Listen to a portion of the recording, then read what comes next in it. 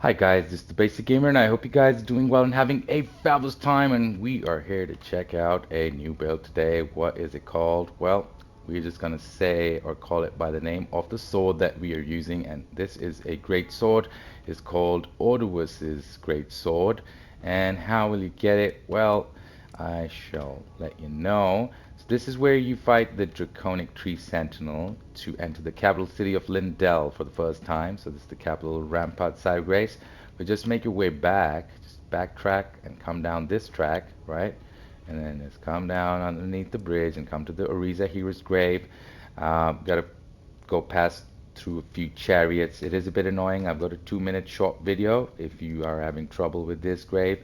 I'll share the link to that video in the description below. So once you go past them and you get to the end, you got to fight two Crucible Knights. They are tough, so if you have trouble, don't feel shy in bringing in your Mimic with you, because I took Mr. Mimic in, smashed them, cracked them, got my sword, and came out. So this is the Auriza Hero's Grave. Auriza Hero's Grave is where you're going to get this weapon, and the weapon, well, the skill is what is one of my favorite part of the weapon.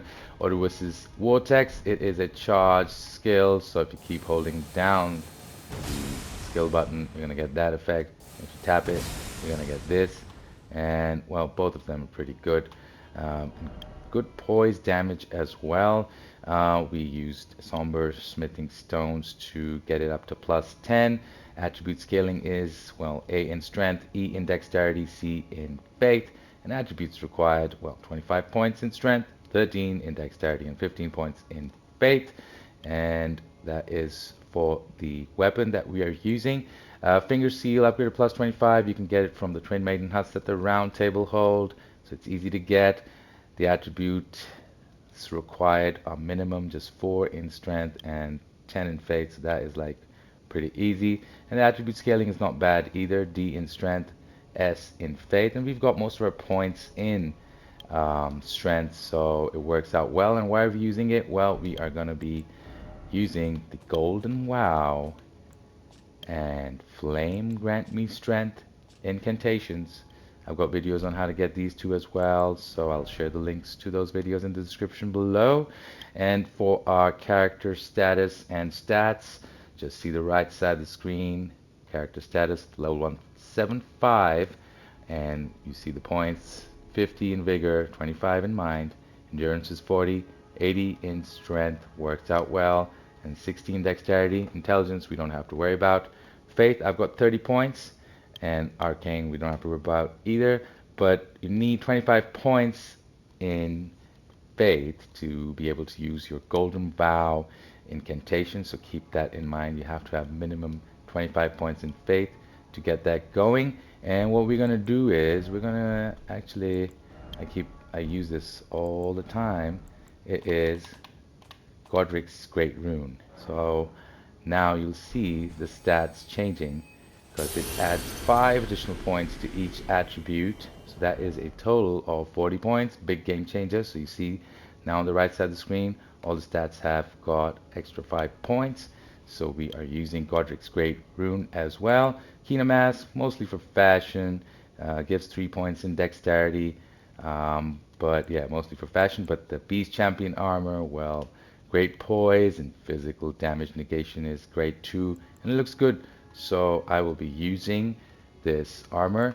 I'm taking this Drake Talisman plus 2 because we are going to be taking up Radagon and the Elden Beast, and this vastly boosts your holy damage negation, and it really does.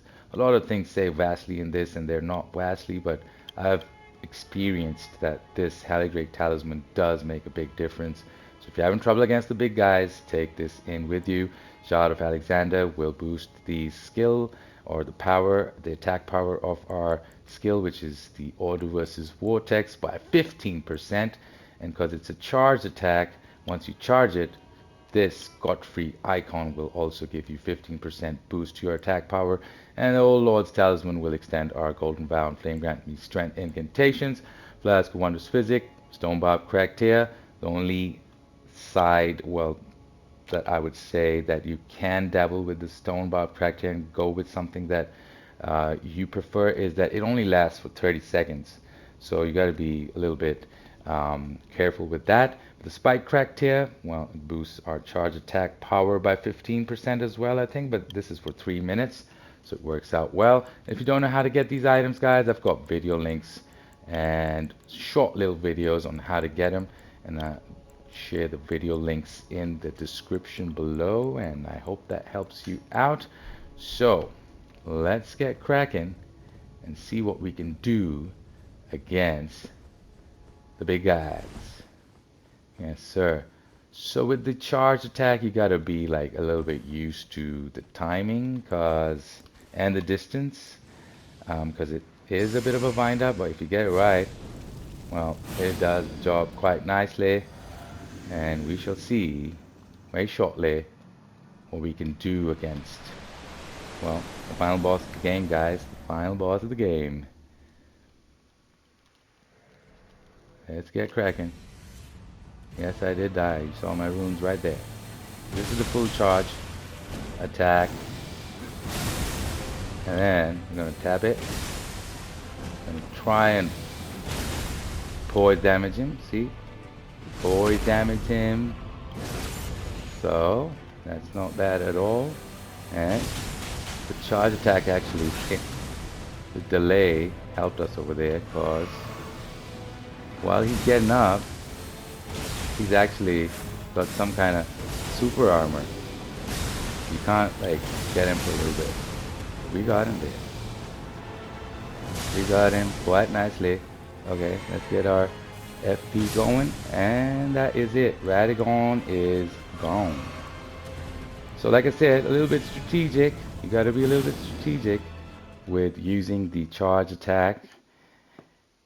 But if you get it right, well, you can see the results. Not bad at all. Let's get behind him. Let's see if we can give him a good few hits as well. Look at that. What do you think? Not bad, eh? We can give him... Oh, look at that. Is that a poise damage? That looks like a poise damage. And I'm just gonna smash him like this rather than going for the critical hit. Oh my god. He got a bit angry there. So, what do you think, guys? Elden Beast is running away from us. Look at that. I think he's a bit dizzy. Doesn't know what to do. This is his only move when he's helpless. Goes up in the sky. But what goes up here must come down as well. So now I'm going to be a bit strategic, and rather than doing the charge attacks, I'm going to just tap the skill button, because the charge attacks take longer. They do give you more power and poise and all that stuff, but the wind up. So see, tapping, because there was just a little bit of health left, I just tapped it a few times and he's gone. That's it, out of the way. We will just pay a little bit of a visit to the Omens as well, and then we'll call it quits. But this is not a bad build, guys. Not a bad build at all. I must say, I am quite happy with it. I have used this weapon before, but the setup that I was using back then was a little bit different. We've improved it and made it better, more stronger and powerful, and ooh, this is great. This is like, yeah, I think most of you will like it. You must give it a shot. You don't know when the DLC's coming out. I don't know. So just gotta keep doing something until then. Okay, so I'm gonna give him a fully charged attack. Look at that. He is like not even poise damage. He is flat on the floor. He gets poise damaged and then gets flat on the floor. I don't know, like, is this like some kind of super poise damage or what?